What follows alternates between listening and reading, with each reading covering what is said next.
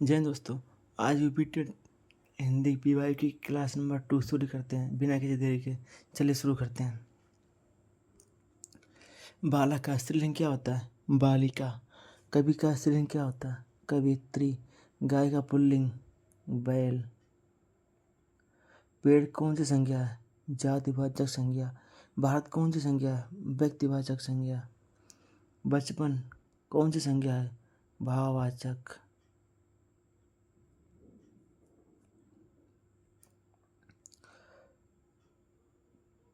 कोई कौन सा सर्वनाम है? अनिश्चयवाचक।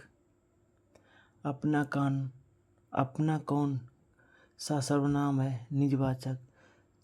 चलना कौन सी क्रिया है? अकर्मक। सीता खाना बनाती है में क्रिया क्या है? बनाती है। सीता खाना बनाती है। मीठा आम विशेषण कौन सा है? मीठा।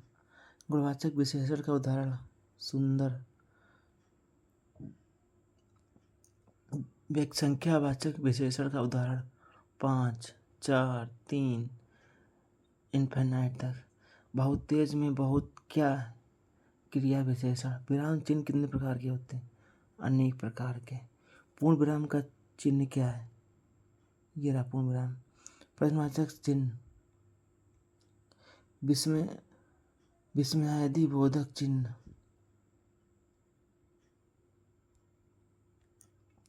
राम और श्याम में कौन सा समुच्चय बोधक है? और संधि के कितने व्यंजन होते हैं? 3। स्वर संधि का उदाहरण? हिमालय। व्यंजन संधि का उदाहरण? दिग्गज। विसर्ग संधि का उदाहरण? मनोहर। समास के कितने भेद होते हैं? 6 भेद होते हैं। अव्ययी भाव समास का उदाहरण? प्रतिदिन, दिन, प्रतिदिन। क्रमधारा समास का उदाहरण? नीलकमल। द्विगु समास का उदाहरण? त्रिलोकी। राजा का पुत्र का समस्त पद? राजपुत्र, यानी राज का पुत्र। कारक चिन्ह किसे कहते हैं? विभक्ति। संबंध कारक का चिन्ह क्या है?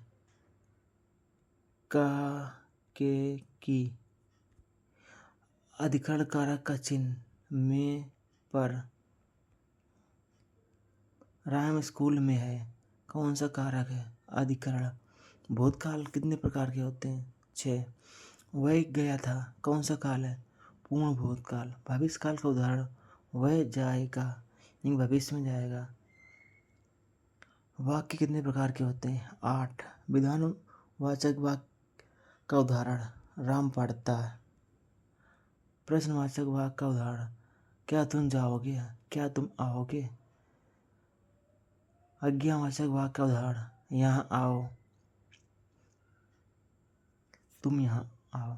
निश्चयवाचक वाक्य का उदाहरण? वहाँ मत जाओ। इच्छावाचक वाक्य का उदाहरण? भगवान तुम्हारी रक्षा करे या भगवान तुम्हारी भला करे।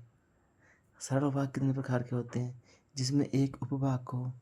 संयुक्त वाक्य किसे कहते हैं? जिसमें 2 स्वतंत्र उपवाक्य हों। मिश्र वाक्य किसे कहते हैं? जिसमें एक प्रधान और आश्रित उपवाक्य हो। मुहावरे और लोकोक्ति में अंतर। मुहावरा का वाक्यांश लोकपूर्ण कथन। आँख का तारा होना मुहावरे का अर्थ? अत्यंत प्रिय। जैसे मोहन अपनी बूढ़ी माँ का आँख का तारा है। दाल ना गलना का अर्थ है सफलता ना मिलना। 4 चांद लगाना का अर्थ है शोभा बढ़ाना। घर का भेदी लंका ढाए लोकोक्ति है। नाचना जाने आंगन टेढ़ा का अर्थ है अपनी कमी दूसरों पर डालना।